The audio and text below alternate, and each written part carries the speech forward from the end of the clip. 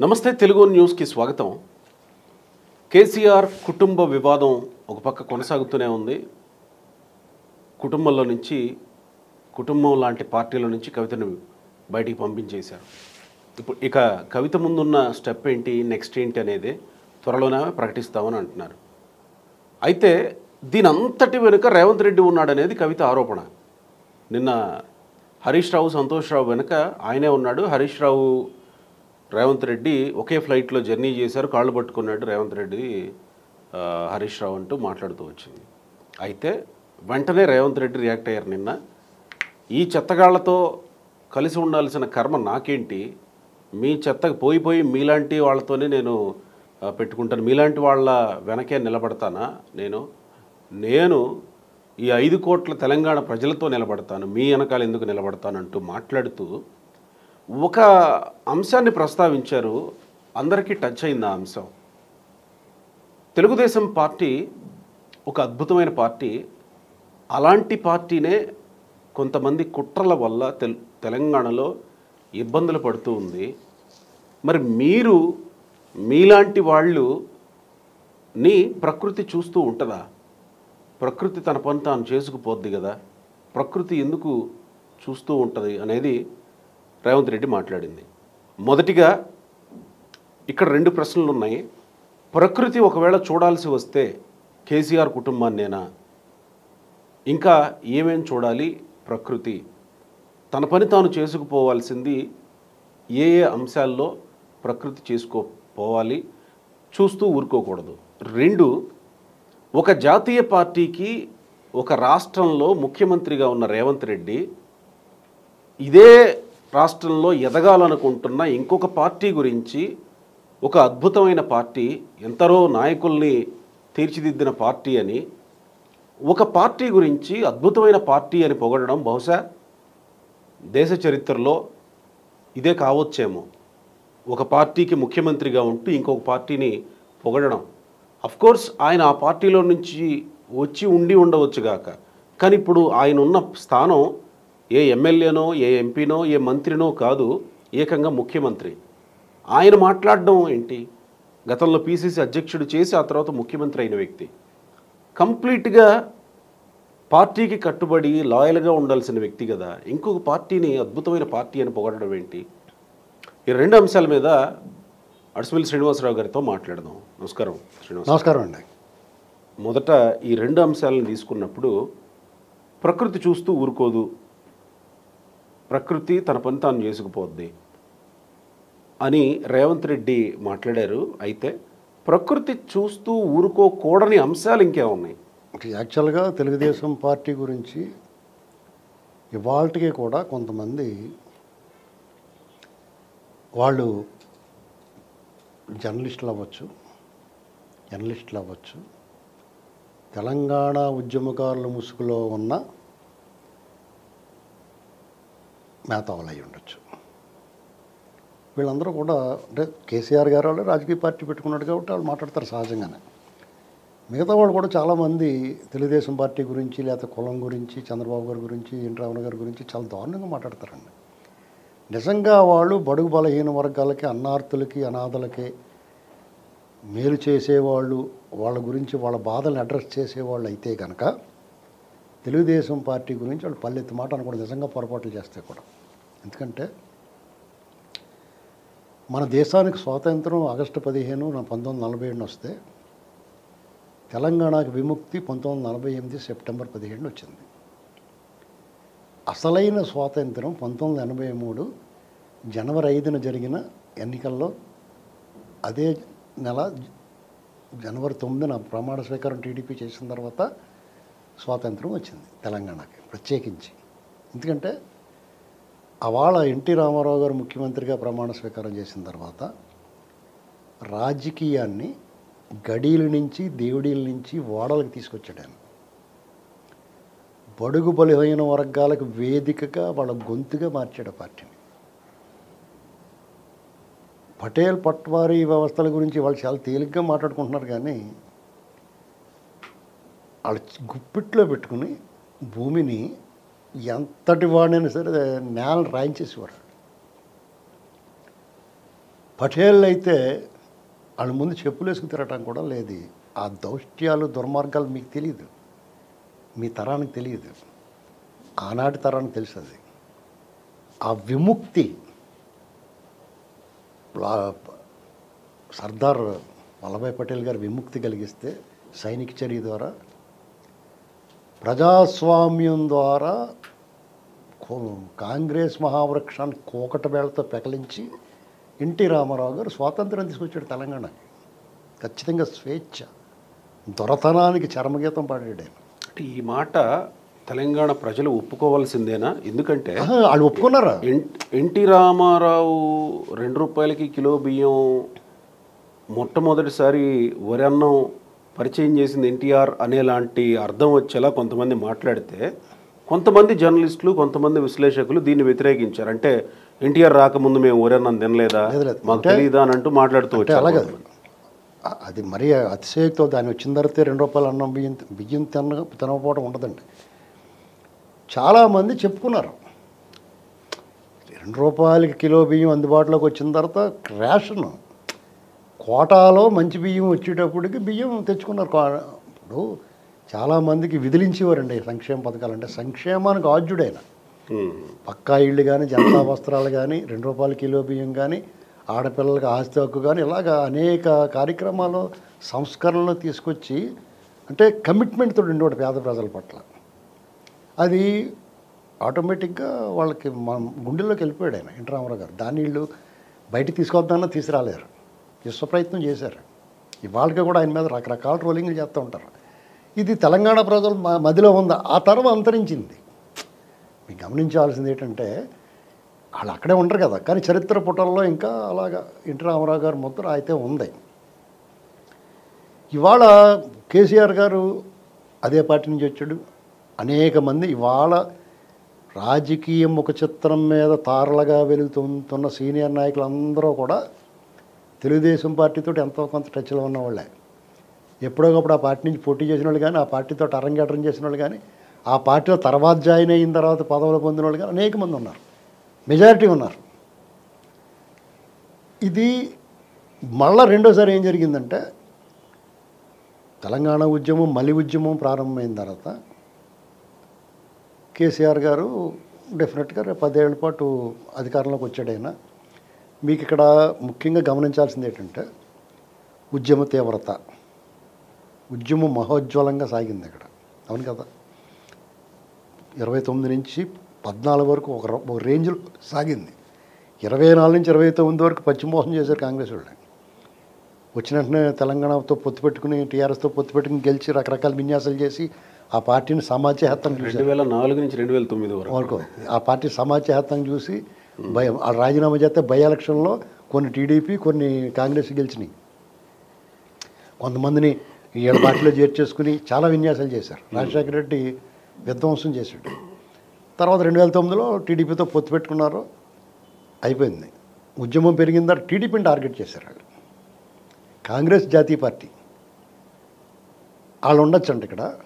Telugu Desam party ఇక్కడే పుట్టిన Telugu Desam party మాత్రం ఆంధ్ర పార్టీ. ఇది వినటానికి చూడటానికి అబ్సర్డ్గా ఉంది, ప్రజలకు తెలిసే విషయం.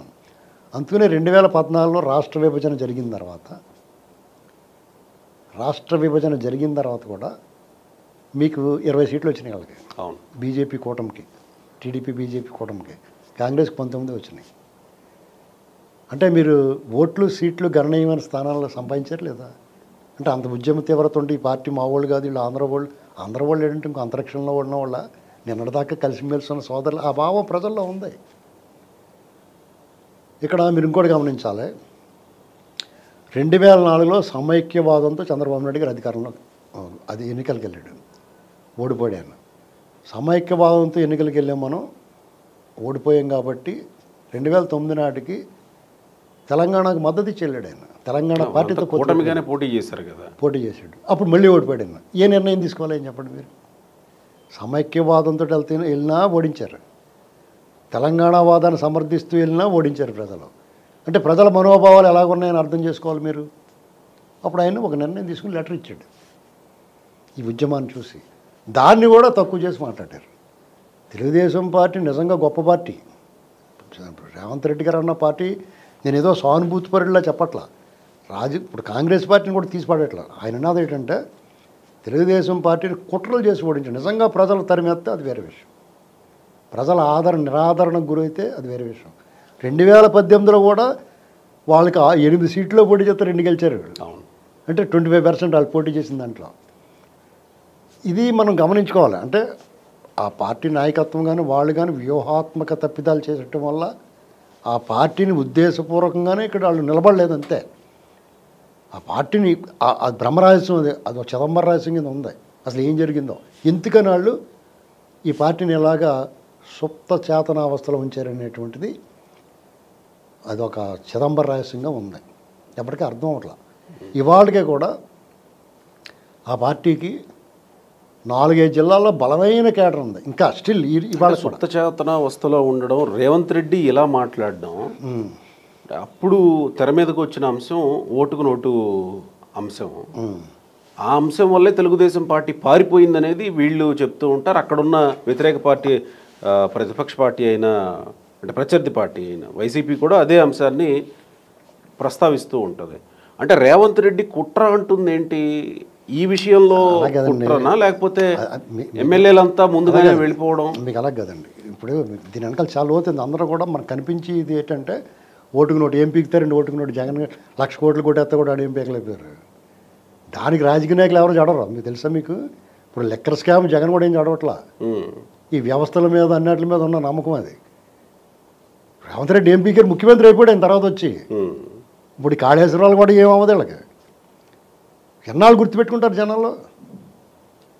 ఇక్కడ జరిగింది ఏంటంటే అక్కడ తెలుగుదేశం గవర్నమెంట్, ఇక్కడ టీఆర్ఎస్ గవర్నమెంట్ ఉండగా ఈ ఫోన్ ట్యాపింగ్ల వల్ల ఒక భారీ వెహికల్ ఒకటి పెట్టుకుని చంద్రబాబు నాయుడు గారి ఇంట్లో ఏం జరుగుతుంది అనేటు ఇక్కడే ఉండేది కదా. అప్పుడు చంద్రబాబు నాయుడు గారు ఎక్కడ ఉండేవారు, అసెంబ్లీ ఇక్కడే ఉండేది. ఇక్కడ నుంచి పరిపాలన సాగించేవారు, ఇక్కడ నుంచే సాగించేవారు. అప్పుడు వీళ్ళు ఏం మాట్లాడుకున్నా, రాష్ట్రానికి ఏ పెట్టుబడులు వస్తున్నా, ఎవరితో ఏం మాట్లాడుకున్నా వాళ్ళ వ్యూహాలు వాళ్ళ కార్యక్రమాలన్నీ కూడా వీళ్ళు తెలుసుకుని ఇమీడియట్గా ఒకరోజు ముందు వాళ్ళు వ్యవహారం చేస్తూ ఉండేవారు. ఇంకా దానివల్ల అప్పటికప్పుడు అర్జెంట్గా అక్కడ మాట్లాడు అదే టైంకి ఈ ఓటుకు నోటు కేసు వచ్చింది. వీళ్ళు ఏమన్నారు, పారిపోయి చంద్రబాబు నాయుడు అన్నారు. వాళ్ళలో ఉన్న మైనస్ ఏంటి, ఇది కాదురా సన్నాసిల్లారా అని చెప్పడం వాళ్ళు చేత కాలేదు. అది వాళ్ళ లోపం అంతే. ఎంపీకేరు ఆయన వెళ్ళిపోయాడు. ఆంధ్ర వెళ్ళిపోతే తీసుకురాలేరా పట్టుకుని కేసులు ఉంటే? అవును కదా. ఇప్పుడు ఎక్కడికి వెళ్ళిపోతే తీసుకురారండి, ఢిల్లీ వెళ్ళిపోతే పట్టరాలేరా? ఊరికే అరుచుకుని మాట్లాడతారు అంతే. తర్వాత ఇప్పుడు మనం పారిపోయాడని చంద్రబాబు నాయుడు కానీ నువ్వేం పీకోవని కేసీఆర్ని అడగాలి మనం. నువ్వేం పీకో కేసులో, ఎందుకు పీకలేకపోయావు, నీకు చేతకాలేదా అని అడగాల. మరి ఇప్పుడు రేవంత్ రెడ్డి అదే ఇప్పుడు ఈ పార్టీని గంపకొత్తగా ఇప్పుడు ఇందులో కొంతమందిని కోవర్ట్లుగా మార్చాలి. ప్రలోభ పెట్టి ఆశ పెట్టి అధికారం ఎన్ని చూపించి పదవుల ఆశ ఎరేసి పార్టీ అధ్యక్షుడిగా ఉన్న ఎల్ రమణ గారు కూడా చేత పార్టీకి ఎంతో నిబద్ధతుడు, చంద్రబాబు నాయుడు గారికి అత్యంత ఇష్టడైన ఎల్ రమణ గారు కూడా పార్టీకి ద్రోహం చేశాడు. ఏంటండి 18 ఎన్నికలప్పుడు టికెట్లప్పుడు పి జనార్దన్ రెడ్డి గారు అబ్బాయికి జూబ్లీహిల్స్ టికెట్ ఇచ్చారు కాంగ్రెస్. ఆయన తెలుగుదేశం పొత్తులో ఉంది కాబట్టి నేను ఎన్టీఆర్ ట్రస్ట్ భవన్కి వచ్చి రామారావు గారికి దండేసి నేను నివాళులు అర్పించి నేను ప్రచారం చేసుకుంటే ఓట్ల కోసం ఏదో గంటలు పడతారు కదా, అనుమతి వల్ల అప్పుడు అతను ఎవరో ఉన్నాడు, గోపినాథ్కి సపోర్ట్ చేయడు అతను, టీఆర్ఎస్ ఎమ్మెల్యేగా పోటీ చేసిన. ఇలాంటివి అనేకం ఉంటాయండి తెర కప్పెడిపోయిన నిజాలు. ఇప్పుడు మాధవరావు గారు ఉన్నాడు కూకట్పల్లి, వాళ్ళ మాధవ ఎట్టి పరిస్థితుల్లో పార్టీని వదిలిపెట్టద్దని చెప్పింది. అయినా సరే అతను ఏదో ఆశ పెట్టుకున్నాడు, లేకపోతే అధికార పార్టీలోకి వెళ్తే మంచిది అనుకున్నాడు వెళ్ళిపోయాడు. ఎందుకంటే వాళ్ళందరికీ రియల్ ఎస్టేట్ వ్యాపారాలు ఇవన్నీ ఉన్నాయి. వీళ్ళంతా బ్లాక్మెయిల్ రాజకీయం అలా బెదిరించి భయపెట్టి ప్రలోభ పెట్టి రకరకాల మార్గాలతో వాళ్ళందరినీ లాగేశారు. రాజేంద్రనాథ్ రెడ్డి అయితే అక్కడి నుంచి మహబూబ్ నగర్ ఆయన నారాయణపేట ఏదో ఇక్కడ ఎన్టీఆర్ ట్రస్ట్ భవన్ దగ్గర ఎట్టి పరిస్థితుల్లో నా ప్రాణం ఉన్నంత వరకు టీడీపీలో ఉన్న జెండా కప్పుకుని చచ్చిపోతానన్నాడు. అతను ఇంకా దారిలోనే ఉన్నాడు. అదే ఆ స్క్రోలింగ్ వస్తున్నది, ఆ మాటలో టీడీపీ ఆఫీస్ దగ్గర మాట్లాడి స్క్రోలింగ్ వస్తుంది టీఆర్ఎస్లో చేరిపోయాడని. చేరిపోయాడు అంటే ఆయన మహేష్ గౌడ్ ఆయన వీళ్ళంతా హార్డ్ కోర్. హరీశ్వర్ రెడ్డి గారు ఎలాంటి వాళ్ళు అండి వీళ్ళంతా పరికి. ఇలాంటి పార్టీని ఇప్పుడు అది వాళ్ళు నిస్సహాయంగా ఉండిపోయారు. పార్టీకి భవిష్యత్తు ఉండదేమో భయాందోళన గురి చేశారు వాళ్ళు. ఈ ఓటుకునే కేసు వల్ల చంద్రబాబు నాయుడు గారిని ఏం పేకలేదు, కానీ పార్టీని డిస్టర్బ్ చేయడానికి ఉపయోగపడింది. దానివల్ల భయాందోళన గురైన మాట వాస్తవమే. వాళ్ళంతా ఏమైపోద్దాం, ఇప్పుడు రాజకీయంగా ఉన్న వాళ్ళకి రాజకీయ భవిష్యత్తు లేదు. ఇప్పుడు జగన్ ఉన్నాడో వీడు మళ్ళీ రాడు జైల్లో పోతాడంటే వాళ్ళందరూ కకాబెకలం అయిపోయి ఏం మాట్లాడుతున్నారో వాళ్ళకి తెలియట్లేదు. అలాగే అయిపోయారు వీళ్ళు. అయిపోయిన తర్వాత ఆటోమేటిక్గా ఇబ్బంది వచ్చింది. చంద్రబాబు నాయుడు గారు కూడా ఒక రకమైన విరక్తి వచ్చింది. ఎల్లరామన్ లాంటి వాళ్ళు, ఎర్రబెల్లి దయాకర్ రావు గారు, ఎల్లరామన్న, కడియం శ్రీ గారు, ఇలాంటి వాళ్ళు అందరూ ఎంత సన్నిహితంగా ఉండేవారు. వీళ్ళకే పెద్ద ఇంపార్టెన్స్ ఉండేది పార్టీలో. నాగంజనార్దన్ రెడ్డి గారు వీళ్ళు కూడా పార్టీని విడిచిపెట్టి పార్టీ మీద బురద జల్లి, ఇప్పుడు నీ వాదాన్ని నువ్వు సమర్థించుకుంటా నీ పార్టీ నువ్వు కాపాడుకోవాలి కదా. ఆ విషయంలో రేవంత్ రెడ్డి చేశాడు, మైనపల్లి హనుమంతరావు గారు కూడా చేశారు. అలా చేసిన నిలబడగలిగారు. రేవంత్ రెడ్డి సీఎం అయ్యాడు ఏకంగా. అది జనాలకు నచ్చుతుంది. ఇతను నమ్మొచ్చు. అతను పార్టీ విడిచిపెట్టి వచ్చినా కానీ ఆ పార్టీని కానీ ఆ నాయకుడిని కానీ దూషించలేదు. ఇతను మంచోడ్రా, ఇతను క్రెడిబిలిటీ ఉంది, విలువలు ఉన్న మనిషి ఇతను. అది అతను ప్లస్ మార్కులు. ఈ రేవంత్ రెడ్డికి ఇలాంటి మార్కులన్నీ కలిసినాయి. సహజంగా ఉండే దూకుడు స్వభావం. కేసీఆర్ గారు ఇంకొకటి ఎవరన్నా అయితే ఈ పాటికి దూదేకిచ్చేద్దుడు. రేవంత్ రెడ్డి 100 అంటే 100 అంటాడు. ఒక ఛానల్లో ఏమన్నాడు తెలుసు, టీవీ నేను మేగి పెడితే అతను ప్రతిపక్షంలో ఉండగానే తొక్కి నారదీసేస్తాంట నీ అమ్మ మూడా అని చెప్పి తిట్టుపడదు బిడ్డ. అది దూకుడు. రెండోసారి మాట్లాడతాం ఆలోచిస్తాడు ఎవడన్నా ఏం పీకుతాడని. అతను కొడంగల్లో ఓడిచ్చారు. అంటే ఇప్పుడు ఆయన ముఖ్యమంత్రి కదా కాంగ్రెస్ పార్టీ తరఫున, ముఖ్యమంత్రి పార్టీలో ఉండి కూడా అద్భుతమైన పార్టీ అని తెలుగుదేశం పార్టీ. ఆయన ఏం తప్పు మాట్లాడాడు? రాహుల్ తప్పంట్లా నేను అంటే అలా మాట్లాడడం సహజంగా రాజకీయాల్లో చూడడం కదా. కోమటిరెడ్డి వెంకటరెడ్డికి వాళ్ళ తమ్ముడు రాజగోపాల్ రెడ్డికి నచ్చపోవచ్చేమో, కానీ ఆ పార్టీకి చాలా మేలు చేస్తుంది ఆ స్టేట్మెంట్. ఇప్పుడిప్పుడే తెలుగుదేశం శ్రేణులు కొన్ని ఎన్డీఏ వస్తే ఇక్కడ మనం ఎలాగుండాలి, మొన్న డెఫినెట్గా కాంగ్రెస్ సపోర్ట్ చేశారు. టీడీపీ శ్రేణులు మ్యాక్సిమం వీళ్ళు నగరంలో మాకు ఓట్లు వేయలేదు అనుకుంటున్నారు కాంగ్రెస్ వాళ్ళు. 8% ఉండేది అంతకుముందు వాళ్ళకి. ఇక్కడ ఓట్ బ్యాంక్ 28% వచ్చింది. ఎక్కడి నుంచి వచ్చింది అదంతానే. అది తరిచి చూసుకోవాలి వాళ్ళు. నగరంలో ఇప్పుడు హైదరాబాద్ నగరంలో వాళ్ళు సోదులో కూడా ఉండేవారు కాదు, చర్చలుగా పిలిచేవారు కాదండి వాళ్ళని. టీవీ మీడియాలో స్పేస్ లేదు వాళ్ళకి. ఆ ఎన్నికల ముందు నేను చెప్పాను, చాలా ముఖ్యమైన వాళ్ళకి చెప్పాను, మీరు గెలుతున్నారండి అంటే మీ దగ్గర కూడా నేను మాట్లాడాను. అన్నారు గ్యారంటీగా కాంగ్రెస్ వస్తుందని. ఇప్పుడు 2 ఏళ్ల ముందే కాంగ్రెస్ పార్టీకి నిజంగానే మీరు అన్నట్టు మీడియాలో కూడా స్పేస్ ఉండేది కాదు. అసలు చర్చలు వాళ్ళు ఎక్కడ ఉన్నారండి? టీడీపీ లేదు, వాళ్ళు లేరు, మాట్లాడే వాళ్ళు లేరు. ఎంతసేపు బీజేపీ టీఆర్ఎస్ వాళ్ళదే ఫైట్ అన్నట్టుగా ఎవరు నడిచేది. ఇలాంటి పరిస్థితుల్లో ఈయన మన రేవంత్ రెడ్డి గారు పీసీసీ చీఫ్ అయినప్పుడు నేను ఆయన మీద ఎంత రాశానో అదంతా వెబ్సైట్లో ఉండదు చూడండి. కావాలి అనేక వెబ్సైట్లు రాసుకున్నారు. ఆపన్న హస్తం వాళ్ళు కూడా నేను మాట్లాడింది ఒక నా యాస భాష అంతా ఆంధ్ర అని తెలుస్తుంది, అయినా సరే వాళ్ళు ప్రచారానికి వాడుకున్నారు. అంటే మన వాస్తవంగా జరిగింది. కాంగ్రెస్ తెలంగాణ తెచ్చిన కేసీఆర్ 2 సార్లు ఇచ్చారు, తెలంగాణ ఇచ్చిన కాంగ్రెస్కి ఒకసారి ఇస్తారు. మంచోళ్ళు తెలంగాణ వాళ్ళు. ఆ సింపుల్ లాజిక్ అర్థంలో చాలామందికి అది అర్థం లేదు. ఎందుకు గెలుస్తాం మనం అనుకున్నారు వాళ్ళు, ఇందుకే గెలుస్తారు. తెలంగాణ ప్రజలు కృతజ్ఞత భావం ఉన్నవాళ్ళు, సామాజికంగా చైతన్యం ఉన్నవాళ్ళు, తిరుగుబాటు మనస్తత్వం ఉన్నవాళ్ళు, బానిసత్వాన్ని అంగీకరించరు. ఈ లక్షణాల వల్ల తెలంగాణ తెచ్చిన కేసీఆర్కి 2 సార్లు అవకాశం ఇచ్చి ఓసారి వాళ్ళకి ఇద్దాం అనుకుంటారు అంతే. ఇప్పుడేమనుకుంటారు వీళ్ళంతా బొట్లే పెట్టుకుని వస్తున్నారు, ఒకసారి వీళ్ళకి కూడా ఇద్దాం అనుకుంటారు బీజేపీ వాళ్ళకి. నిజం. అది జాగ్రత్తగా చూసి దాని గురించి రేవంత్ రెడ్డి ఎందుకైనా మంచిదని టీడీపీ వాళ్ళు అటే పోకుండా ఏంటండి వాళ్ళు చాలా మంచివాళ్ళు అంటే అమ్మని మంచివాడు బాబు రేవంత్ రెడ్డి భలే అన్నాడు మనవడే అనుకుంటారు వీళ్ళు. టీడీపీ నుంచి వెళ్ళాడు, చంద్రబాబు నాయుడు గారిని పార్టీని విమర్శించలేదు, అవకాశం ఉన్నప్పుడల్లా టీడీపీ మంచి పార్టీ, బీసీల పార్టీ అని మాట్లాడుతూ ఉంటాడు. మళ్ళీ ఇప్పుడు కూడా మీరు అన్నారు కదా, ఒక పార్టీ ముఖ్యమంత్రిగా ఉండి కూడా టీడీపీ గొప్ప పార్టీ అన్నాడు. మనం ఈయన వదులుకోకూడదురా బాబు అనుకుంటారు వీళ్ళు. టీడీపీ జీన్స్ ఆ లోపల ఉండిపోతాయి కదండి. అసలు టీడీపీకి ఎంతో బలమైన పార్టీ ఇక్కడ మిగతా పార్టీల కంటే కూడా, ఆంధ్ర కంటే ఇక్కడే బలంగా ఉంటుంది. ఒక్కసారి నేను కానీ వీళ్ళ కానీ వేసానన్నట్టు వాళ్ళు ఏమో వచ్చి లైన్ పెడితే, లైన్లో పెట్టి ఒక మళ్ళీ సెటప్ చేస్తే మళ్ళీ రేజ్ అయిపోద్ది ఆ పార్టీ. దాన్ని రేజ్ అవ్వకుండా బీజేపీ వాళ్ళు దాన్ని ఎప్పటికప్పుడు నీళ్లు జల్లేసి కప్పిడేస్తున్నారు. ఎందుకంటే వాళ్ళ స్థానం ఉండదు. కేసీఆర్కి అలాంటి భయం ఉందో వాళ్ళకి అలాంటి భయం. టీడీపీ రేజ్ అయిందనుకోండి, కాంగ్రెస్ వర్సెస్ టీడీపీ అయిపోద్ది. ఆరోగ్యకరమైన ఆరోగ్యవంతమైన రాజకీయాలు ఉండి అప్పుడు చూసుకోండి. కాంగ్రెస్ వర్సెస్ టీడీపీ ఉన్నప్పుడు నీ అమ్మ నీ యొక్క గోల లేదు, విమర్శలు ఉండి, ప్రతి విమర్శలు ఉండి. ఒక రాజశేఖర రెడ్డి మాత్రం దాడులు దుర్మార్గాలు మేధం చేశాడు అంతే తప్ప మిగతా వాళ్ళు ఎవరు అలా చేయలేదు. ఆ వాడికొస్తే టీడీపీ వాళ్ళు చేశారు ఒక రకంగా చెప్పాలంటే, వాళ్ళకన్నా ఎక్కువ. ఏంటంటే ఇప్పుడు రేవంత్ రెడ్డి గారి స్టేట్మెంట్ సగటు టీడీపీ కార్యకర్త మనసు గెలుచుకున్నాడండి. అది కాంగ్రెస్కి అడ్వాంటేజ్. అందుకని వాళ్ళు ఈ కోమటి రెడ్డి వాళ్ళు ఏం మాట్లాడలేదు, మానన్నారు అనుకుంటున్నారు. మరి ఇప్పుడు ప్రకృతి చూస్తూ ఊరుకోదు. డెఫినెట్గా అది అది యూనివర్సల్. ఇంకా ప్రకృతి చూడాల్సిన అంశాలు ఏమైనా ఉన్నాయా? అదే యూనివర్సల్ ట్రూత్ అండి. ఎందుకంటే మన పెద్దలు చెప్పింది ఏంటంటే చెరపకురా చెడేవు, అనకురా అనిపించుకుంటావు, నువ్వేం చేస్తే అది నీకు వస్తుంది. ఇలాంటివన్నీ కాచి వడబోచి జీవితకాలం కాచి వడబోచి చెప్పిన సత్యాలు అవన్నీ. ఇప్పుడు కేసీఆర్ గారు ఉన్నాడు, చంద్రబాబు నాయుడు గారు అంత దారుణంగా మాట్లాడిన డర్టీయెస్ట్ పొలిటీషియన్ చంద్రబాబు గారు ఈ దేశంలోనే. ఈ దేశం గర్వించదగ్గ నాయకుడు అతను.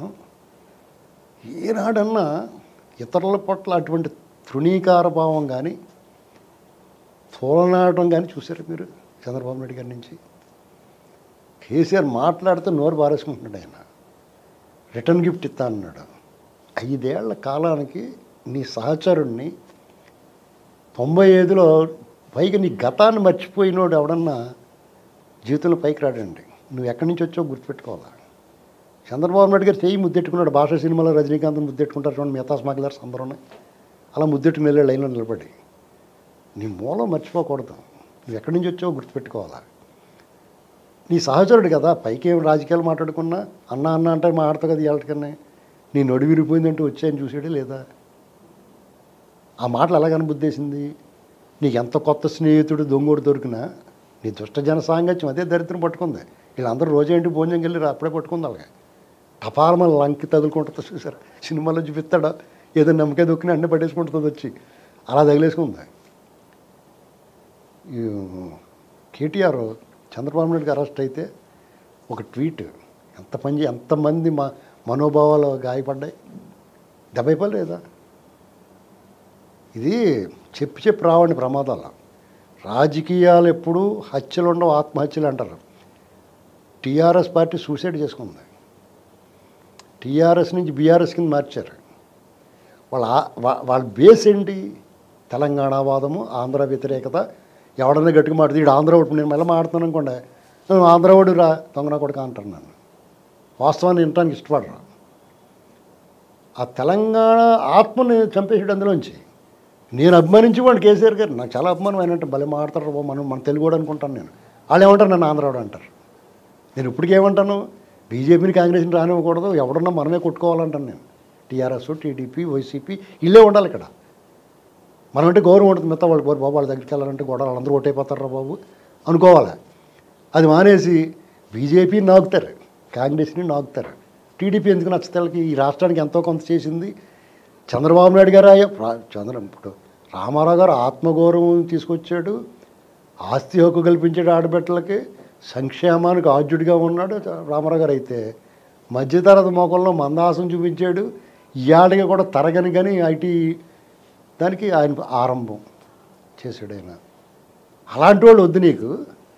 ఒక్కొక్కళ్ళు 1,00,000, 2 లక్షలు కొల్లగొట్టేసి బంగారు తెలంగాణ బదులు ఇప్పుడు ఆ అమ్మాయి చెప్పింది కదా, తెలంగాణను బంగారం చేయాలి కానీ మనం బంగారం అవ్వకూడదు అంటుంది ఆవిడ. ఇక్కడ కేసీఆర్ గారు ఇన్ని మాటలు మాట్లాడాడు, రిటర్న్ గిఫ్ట్ ఇస్తా అన్నాడు. ఇప్పుడు రిటర్న్ గిఫ్ట్ ఎవరు తీసుకున్నారో? ఆయన వద్దన్నా కానీ ఇంట్లో పెట్టేసిపోయారు జనం. తీసుకోకపోయినా వాళ్ళు గుమ్మగడ పెట్టేసి పోతారు కదా. రిటర్న్ గిఫ్ట్ తీసుకున్నప్పుడు మళ్ళీ పార్టీ క్లోజ్ అండి, అవుదా పార్టీ? రాజకీయ పరిణామాలు ఎలా మారిపోతాయి మీరు చూడండి, చాలా దారుణంగా మారిపోతాయి. ఒకళ్ళు అకౌంట్ ఒకళ్ళు క్లోజ్ చేసేసుకుంటుంటారు, బయట వాళ్ళు ఏం చేయక్కర్లేదు. ఈవిడ కవిత గారు సంతోష్ రావుని, హరీష్ రావుని మ్యాక్సిమం డ్యామేజ్ చేస్తే కొన్ని రాష్ట్రాలు కూడా చెప్పేది రేపేళ్ళు ఉండే. ఈవిడ తాలూకి అని వాళ్ళు చెప్పేస్తారు, వీళ్ళిద్దరు కలిపి కేసీఆర్ది కేటీఆర్ది చెప్పేస్తారు. మొత్తం బొమ్మ బ్లాస్ట్ అయిపోద్ది. ఇక వాళ్ళని నమ్మటం ఉండదు ఇంక ప్రజలు. బీజేపీ వచ్చేది మెల్లగానే, ఒక్కో తేరా తీసుకుని ఎన్డీఏ కూటమి రూపంలోని అందులో చేరాలి. చేరితే టీఆర్ఎస్ ఇన్ని ఆరోపణలు వచ్చిన తర్వాత వాళ్ళు ఏం చేస్తారో మీరు వద్దండి మాకు, మీరు బయట నుంచి సపోర్ట్ చేయండి మాకు అంటారు. వాళ్ళు ఎంత గోతికండక్కలంటే బీజేపీ వాళ్ళు అసలు ఎప్పుడు ఎత్తుకుపోదామని చూస్తారు. ఆంధ్రాలో కుదరలేదు వాళ్ళకి, జగన్ సరిగ్గా వాళ్ళకి చేయలేపాడు, చేసి పెట్టలే పా అతలగా అని చెప్పి ఆయన తోసేసి వీళ్ళతో వెళ్ళిపోయాడు. నీకు అప్పచెప్పు, నీకేం చెప్పు ఆ పార్టీ లేకుండా చేయమన్నావు, నువ్వేం చేసావు మేమేం చెప్పు నువ్వేం చేసావు అలాగా అని చెప్పేసి వీళ్ళతో పోయారు మళ్ళీ వాళ్ళు. ఇక్కడ అంతే ఉంటే కాంగ్రెస్ ఎన్డీఏ యూపీఏ యుద్ధం మా సమబుజ్జుల మధ్య ఉండాలి, రాజ్యం వీరభోజ్యం.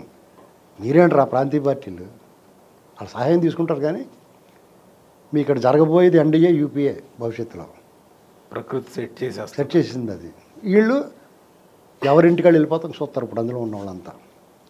ఇప్పుడు టీడీపీ ఏదైనా కమిటీలు ప్రకటించి మన ఇల్లు కబ్బోర్డులో ఏం చేసాం రంగులో ఏం చేసాం అని చెప్పారు అనుకోండి, మా ఇంటికి వచ్చేస్తా ఉండే నువ్వు చెత్తారు వాళ్ళంతా. ఇక మళ్ళీ పాత వారం గృహప్రవేశం ఎప్పుడని అడుగుతారు, నీకు మళ్ళీ వారం జాతీయ పార్టీల మధ్య ఉంటుంది, ఆ కూటముల మధ్య ఉంటుంది. ఎన్డీఏ యూపీఏ డెఫినెట్గా ఎన్డీఏ పట్టిపోద్ది. ఎందుకంటే దానికి ఆ సమీకరణాలు అలాగ ఉంటాయండి. కొన్ని జిల్లాల్లో టీడీపీ వెరీ స్ట్రాంగ్, బీజేపీ కూడా తెలియకుండా పాకేసింది రాష్ట్రం అంతా.